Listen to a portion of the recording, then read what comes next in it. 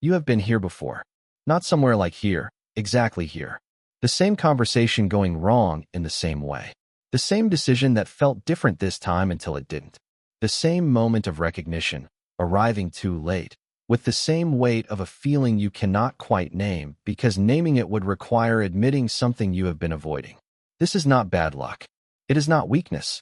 It is something far more precise and far more unsettling than either of those explanations. And understanding it begins with a question most people never think to ask. Why does a mind that genuinely wants to change keep returning to the same place? The philosopher George Santayana wrote that those who cannot remember the past are condemned to repeat it. The line has been quoted so often it has lost its edge. But the deeper problem, the one Santayana did not address, is not forgetting. Most people who repeat their mistakes remember them with painful clarity. They can describe in detail exactly where things went wrong, exactly what they told themselves in the moment, exactly how it felt when the pattern closed around them again. The memory is not the problem. Something else entirely is driving the repetition, something that memory alone has no power to stop. What makes this pattern so difficult to see is that it rarely feels like a pattern from the inside. Each repetition arrives dressed as a new situation, wearing different clothes, carrying different details. A different person, a different context, a different set of circumstances that make it feel, genuinely, convincingly feel, as though this time is distinct. The brain is not deceiving you maliciously. It is doing what it was designed to do. Process new situations through the lens of existing templates. The template is the pattern. The template is the pattern. And the template is invisible precisely because it is the thing you are looking through, not the thing you are looking at. This is where the inquiry has to begin, not with willpower, not with strategy, not with the resolve to do better. It has to begin with the honest recognition that the pattern exists below the level where most attempts to change it operate. It lives not in the decisions you make consciously, but in the conditions that make certain decisions feel natural, inevitable, even obvious. To see it clearly requires a different kind of attention than the kind most people bring to their own mistakes. It requires looking not at what you did, but at what made doing it feel like the only reasonable thing. The neuroscientist, Donald Hebb, established in 1949 what has since become one of the most foundational principles in brain science. Neurons that fire together wire together. Every time a thought, emotion, or behavior follows a particular sequence, the neural pathways connecting that sequence become slightly more efficient, slightly more likely to activate again under similar conditions. This is not a flaw. It is the brain's most essential survival mechanism. A mind that had to relearn how to respond to danger from scratch every time it encountered a threat would not survive long. Efficiency is the brain's deepest priority, and habit is efficiency made biological. The philosopher William James understood this more than a century before neuroscience confirmed it. In his 1890 work on psychology, James described habit as the enormous flywheel of society, the force that keeps human behavior stable, predictable, and functional.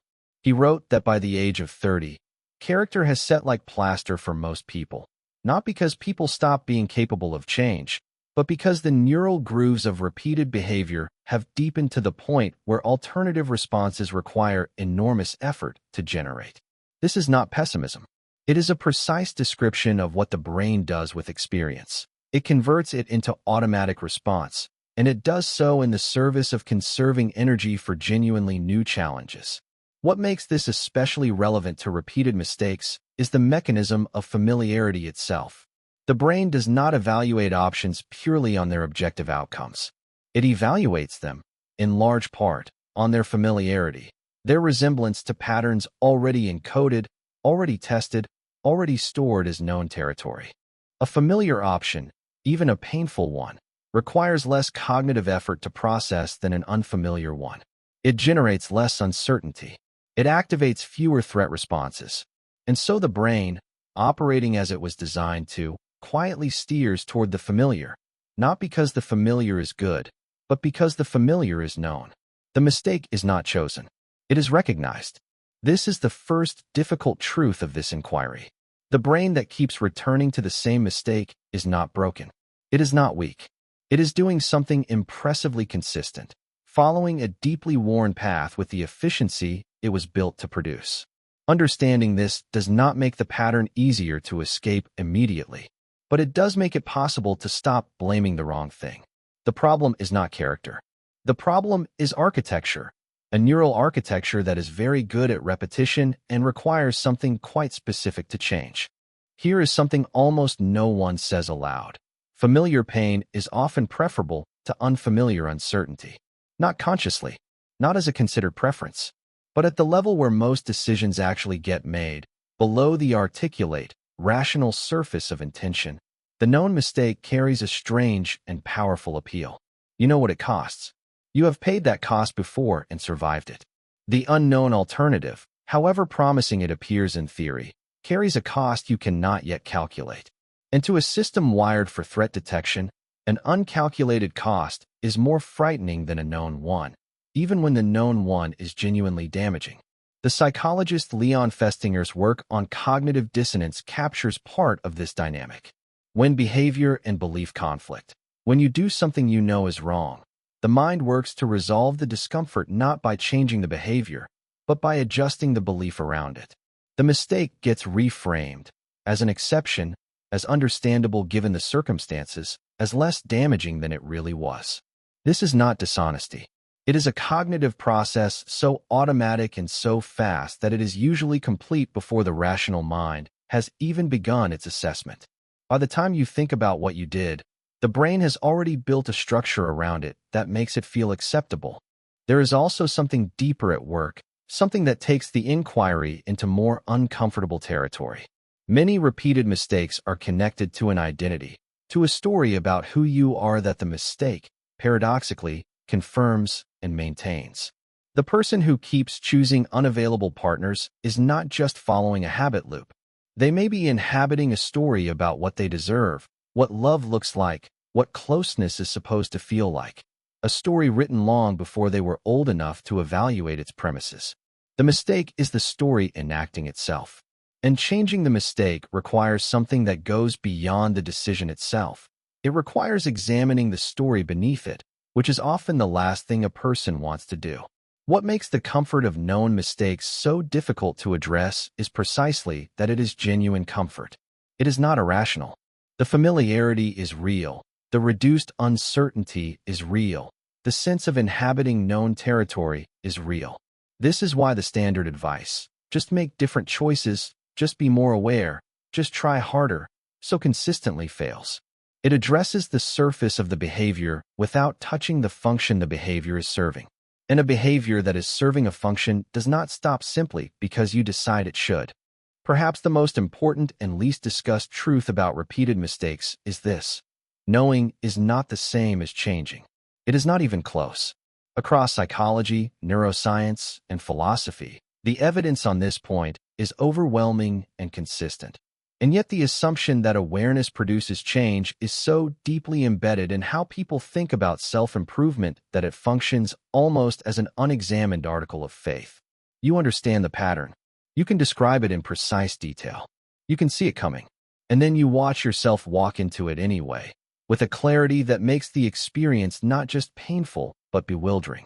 Aristotle named this experience more than 2,000 years ago. He called it akrasia, the act of behaving against one's own better judgment. He considered it one of the central problems of human existence, not ignorance, but the failure of knowledge to govern action. For Aristotle, akrasia was a genuine philosophical puzzle because it violated the assumption that rational beings act in accordance with what they know to be good. The person experiencing akrasia knows what is good. They intend to do it. And some force operating below or alongside rational intention, overrides the knowledge and produces the familiar behavior anyway. He never fully resolved the puzzle. Neither has anyone since. Daniel Kahneman's decades of research provide the modern framework for understanding why. His distinction between System 1 and System 2 thinking maps almost precisely onto Aristotle's puzzle. System 2, the deliberate, analytical mind, is where knowledge lives. It is where you understand the pattern, recognize the mistake, form the intention to do differently. But System 1, the fast, automatic, associative mind, is where behavior is actually generated in real time, under emotional conditions, in the presence of familiar triggers. System 2 knows. System 1 acts. And System 1 is faster, more powerful, and operating continuously, while System 2 requires effort to engage and is easily overwhelmed by emotional activation. This is why awareness, by itself, so reliably fails as a change mechanism. It is not that awareness is worthless, it is the necessary first step. But it operates in the wrong system. The knowledge sits in System 2 while the behavior runs through System 1. To change the behavior requires reaching into the faster, deeper system, not with more information, but with something that can operate at the same speed and depth as the habit itself. And that is a far more demanding task than simply understanding what you are doing wrong. The neuroscientist Antonio Damasio discovered something that fundamentally changed the understanding of human decision-making. Through his work with patients who had damage to the emotional processing centers of the brain, he found that without the ability to feel emotions, people become incapable of making effective decisions. Not less effective, but functionally paralyzed. This led to his somatic marker hypothesis, the idea that the body tags past experiences with emotional signals that guide future decisions. Before the rational mind has evaluated an option, the body has already responded to it, with a sensation, a tension, a pull, a recoil. These somatic markers are not noise. They are memory encoded in the body rather than in the mind. This helps explain something crucial about repeated mistakes. They are not primarily cognitive events. They are emotional and somatic events that get rationalized after the fact. The situation that triggers the mistake does not first present itself as a decision to be made. It first presents itself as a feeling, familiar, specific, charged with the accumulated weight of every previous time this situation unfolded. The feeling arrives before the thought. The thought follows the feeling, and the decision follows the thought, in a sequence so rapid that by the time rational evaluation begins, the emotional direction has already been set. Charles Duhigg's work on habit loops, cue, routine, reward, describes the mechanical structure of this process. A cue in the environment triggers a routine behavior, which produces a reward that reinforces the loop. The power of this structure is that the reward does not have to be pleasant in any obvious sense. It simply has to be familiar, to produce the neurochemical signal that the brain has learned to associate with the completion of this particular loop. Even a painful routine can produce that signal, if the pain is the expected outcome. The brain rewards the accuracy of its prediction as much as the quality of its outcome. Expecting pain and receiving pain is, in a neurological sense, a successful prediction, and successful predictions get reinforced. What this means for repeated mistakes is that the loop is not driven by stupidity or weakness, but by a deeply functional reward structure that has been reinforced across many repetitions. Every time the pattern completed, even painfully, it strengthened. Every time the familiar feeling arrived and was followed by the familiar behavior, the pathway deepened. The habit loop does not ask whether the outcome was good. It asks whether the outcome was predicted. And in the case of a pattern repeated many times, the prediction is always correct. When people attempt to change a repeated behavior and find it difficult, genuinely, physically, emotionally difficult, they often interpret that difficulty as evidence that they are not trying hard enough, or not capable enough, or somehow constitutionally unsuited to change. This interpretation is almost always wrong. The difficulty is not a symptom of insufficient effort. It is a symptom of how deeply embedded the pattern is, and, more specifically, of what change asks the nervous system to do. Change does not ask you to make a different decision. It asks you to inhabit an unfamiliar state. And unfamiliar states feel, in the body, like danger. The philosopher Derek Parfit spent years examining questions of personal identity, specifically, the relationship between who you are now and who you were before. His work illuminates something relevant here, that we tend to experience our habitual patterns not merely as things we do, but as things we are. The identity investment in a pattern is often invisible until you try to change it. At that moment, what felt like a behavior reveals itself as something closer to a self-definition. To stop doing the familiar thing is, at some level, to stop being the familiar person. And the nervous system treats threats to identity with many of the same responses it produces for threats to physical safety. This is why willpower-based approaches to changing repeated patterns so frequently produce the same result. Initial progress followed by return. The willpower operates on the behavior while leaving the identity untouched.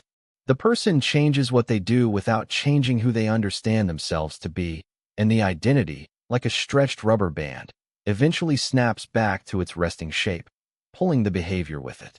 The return does not feel like failure from the inside. It feels like coming home. It feels, in the most visceral sense, like relief. And that relief, the relief of being back inside a familiar self, is the reward the pattern has been promising all along. What genuine change actually requires is something that most people have not been taught to attempt. Not the suppression of the old pattern, but the gradual construction of a new identity that makes the old behavior feel inconsistent rather than inevitable. This is not something that happens through a decision or an insight or a moment of clarity.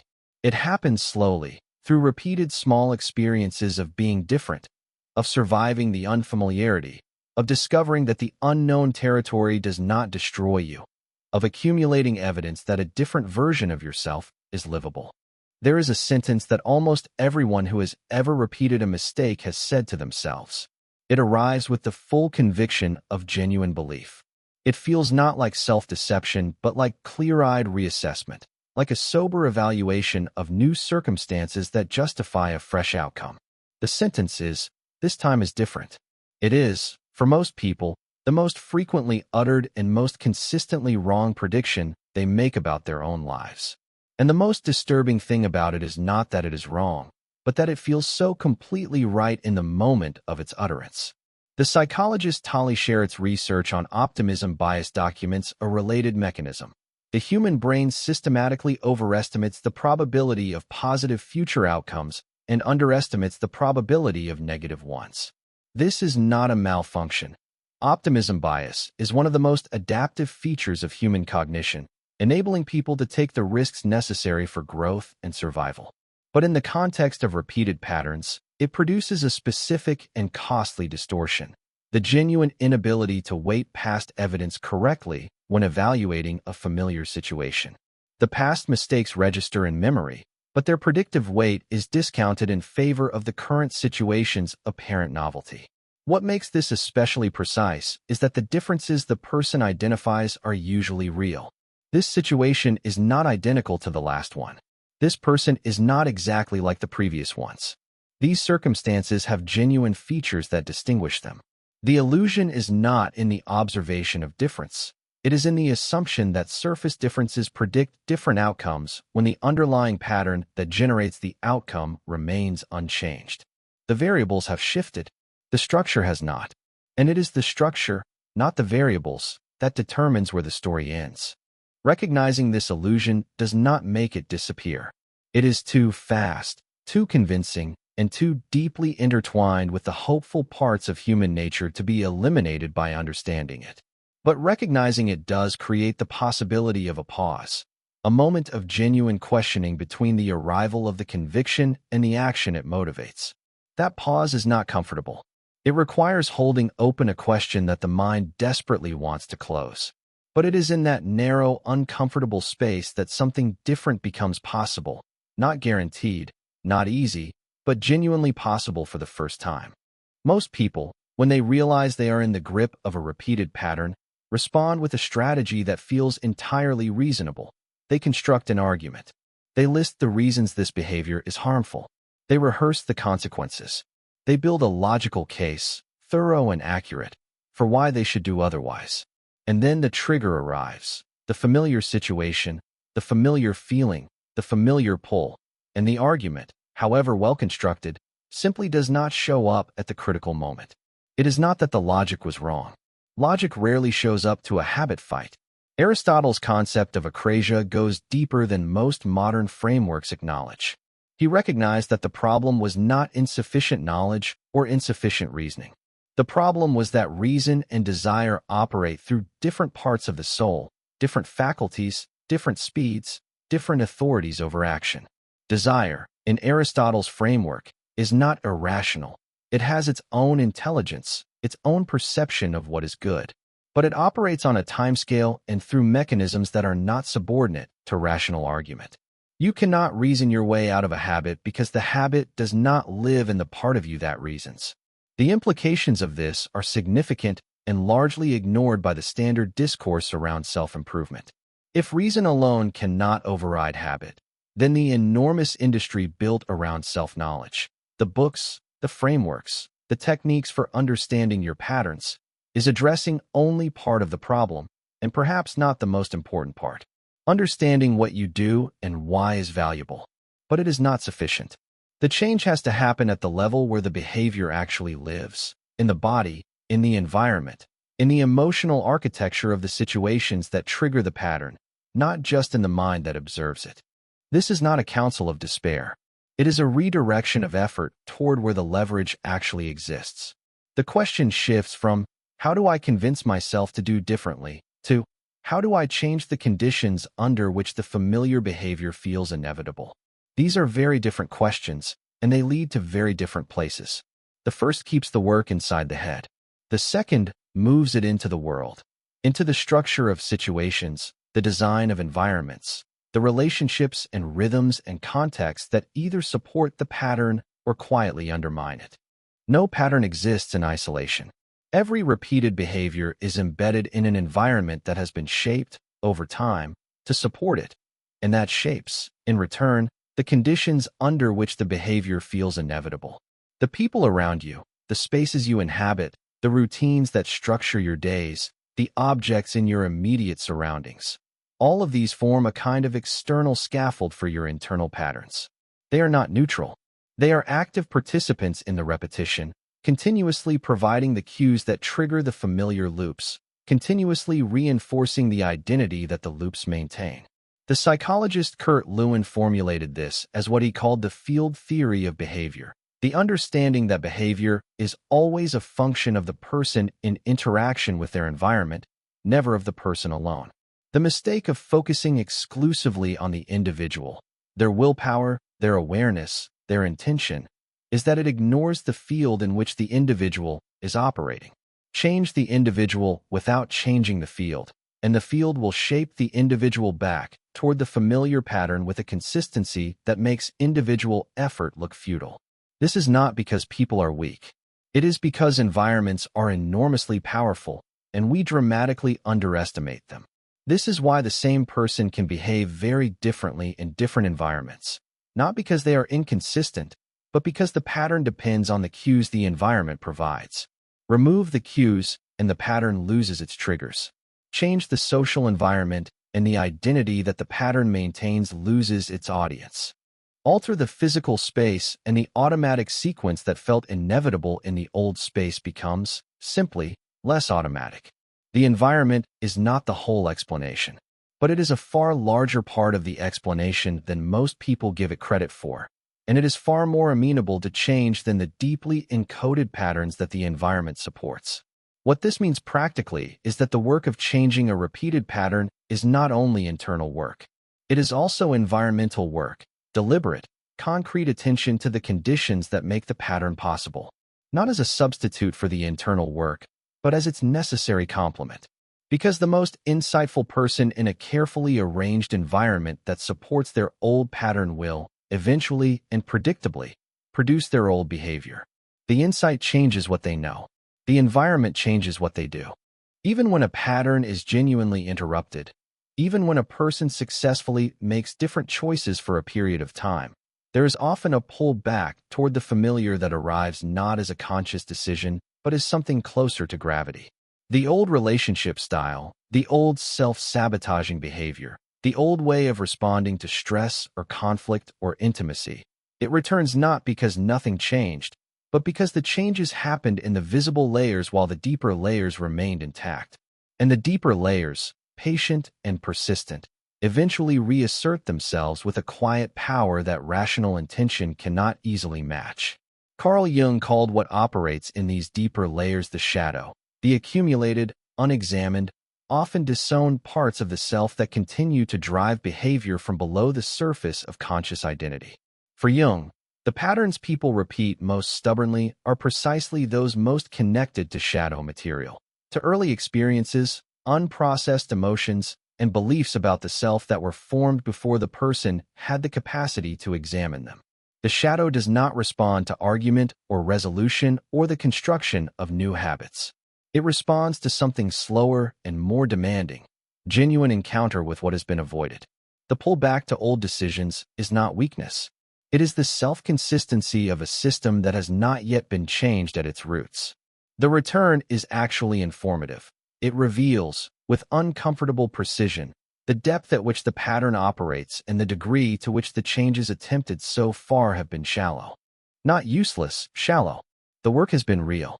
It has just not yet reached the layer where the pattern is generated. And recognizing this is not discouraging if you understand it correctly. It is not evidence that change is impossible. It is evidence of where the work still needs to go.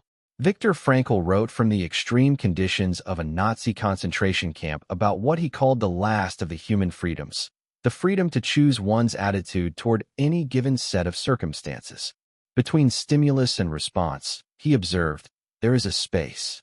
In that space lies the possibility of a different choice.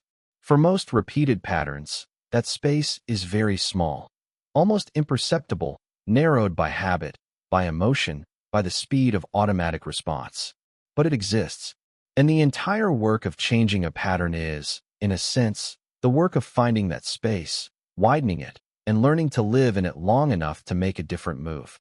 If you trace any repeated mistake backward far enough, you will find a moment, usually small, usually unremarkable, that precedes the pattern's completion. A moment that is not yet the mistake, but that contains the full momentum of the mistake in it.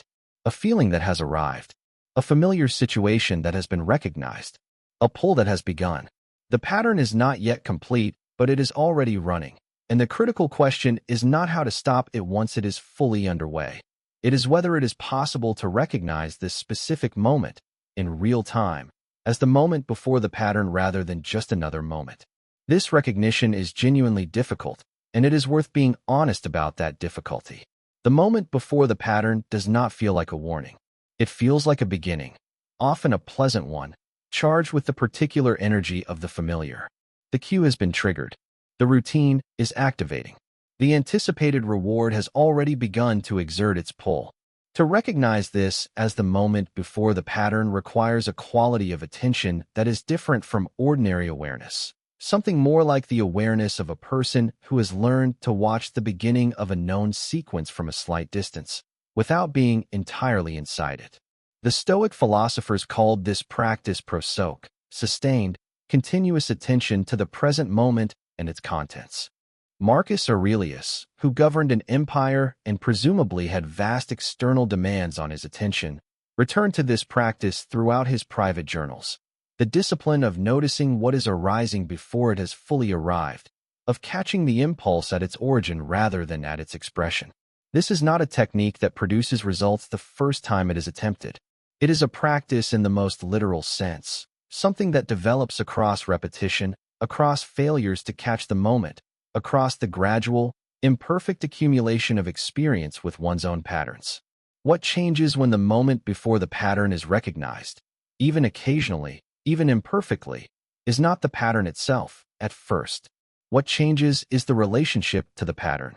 It becomes something observed as well as something experienced, and that observing distance, however thin and unstable, is where something different becomes possible.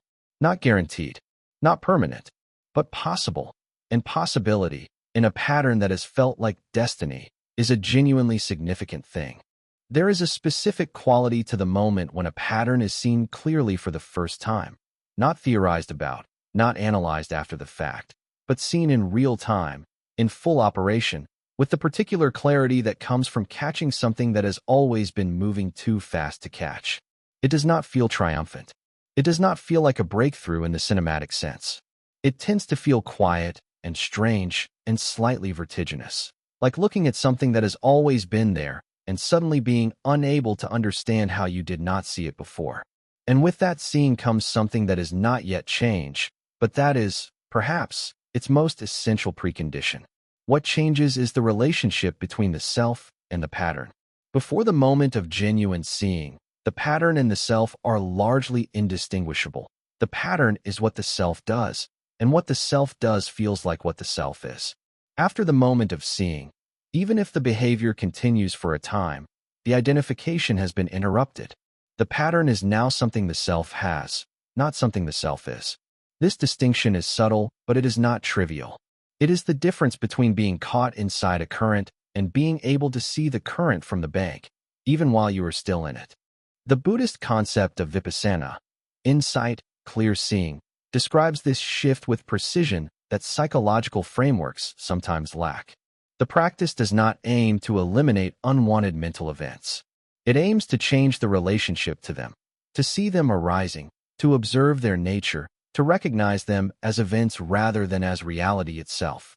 Applied to repeated patterns, this quality of seeing does not make the familiar pull disappear, but it reveals the pull, as something that is happening, rather than something that simply is. And a pull that is seen as a pull can, at least sometimes, be related to differently than a pull that is mistaken for gravity. The change that follows real seeing is rarely dramatic. It tends to be quiet, incremental, and marked by continued failures that look different from earlier failures. Failures with more awareness in them. Failures that are seen more clearly. Failures from which the return is somewhat faster. This is not the arc of the transformation story most people are told, but it is far closer to the actual shape of genuine change than any story about a single moment of decision that rewrote everything. The pattern yields slowly and rarely completely, but the quality of living inside it changes, and that change, accumulating quietly across time, turns out to be more significant than it looks. There is no clean ending to this story. The pattern does not disappear because you have understood it. The familiar pull does not vanish because you have named it. The brain does not reorganize itself overnight because you have seen, with painful clarity, the shape of what you keep doing. What happens is something quieter and, in its own way, more significant. You begin to carry the knowledge differently. It stops being something you think about and starts being something you see, in real time, in the middle of the familiar sequence, with a recognition that is not yet action but is no longer pure helplessness either. The philosopher Simone Weil wrote about what she called attention, a quality of awareness that is not active or effortful but receptive and precise, a waiting without agenda that allows what is actually present to become visible. For Weil, this quality of attention was the foundation of all genuine understanding, not the aggressive, acquisitive attention of someone trying to solve a problem, but the open, patient attention of someone willing to see what is there without immediately moving to change it. Applied to one's own repeated patterns, this kind of attention is genuinely difficult, because the impulse to judge, to fix, to escape the discomfort of recognition is so immediate and so strong.